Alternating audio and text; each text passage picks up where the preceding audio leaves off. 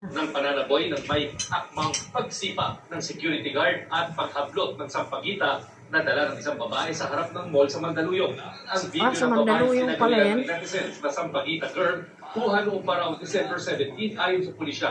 Nakausap namin ang mga magulang ng isang pagita girl na tatawagin natin sa pangalang Marie. Hindi niya tunay na pangalan.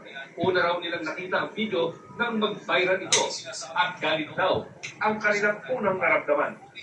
Nung ano pa pala yan? Kasi akong nanay, hindi ko nahapatan silang ng ganyan. Pusos. Masakit. Kasi Nung ginawa mag-viral? nila ng anak ko nga, paano ganun. Kasi nag-anak buhay na mamahal. Nakikiupo lang siya kasi maambon ng mga time na yun, nagigisiling po siya. Ngayon, bigyan dumating yung guard. Ngayon, pilit siyang pinapaalis. Alam mo naman yung anak ko na yan, medyo pag alam nang yung siya, tama siya, talagang yung nagpagdalaban niya sarili niya eh.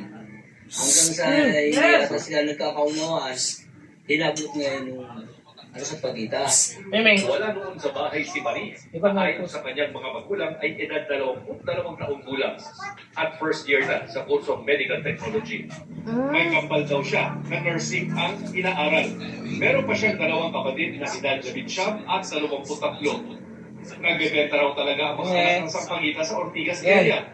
Ang 1,500 hanggang 2,000 pesos na kinikita sa pagtitinda ng sampagita kada araw, napupunta raw sa pagbayad ng matrikula, pambaon at pamasahe na. sa Quezon City. Sabi nila kasi si kung ano-anong sinasabi. Nagbigay ng 20,000 pesos na tulong pinansyal sa pamilya ni Marie na gagamitin daw pambayad sa matrikula ng mga anak.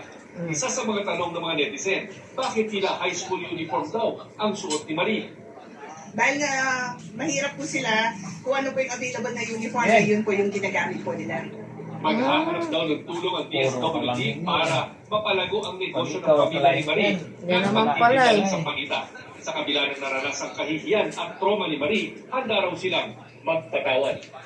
Hindi na kami mag-ano ng kaso. Kawawan agad yung gwardiya, kaya lang naman Kasi mapanghusga talaga ang ano eh. Hindi na nag-aaral, kagaya sa amin. Oh. Siya ang family. Ayan na. Naawa rin ako kasi pares-pares na kami kumakain ng Kayong paman, sabi ng pulisya, hindi ligtas sa reklamong administratibo ang security guard na nauna nagsilibak.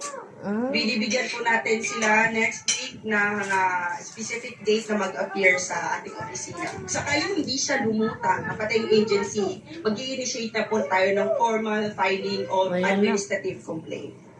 Para sa GMA Integrated News, Chino Gaston at Katuto. Tapos nagkaroon ako violation dito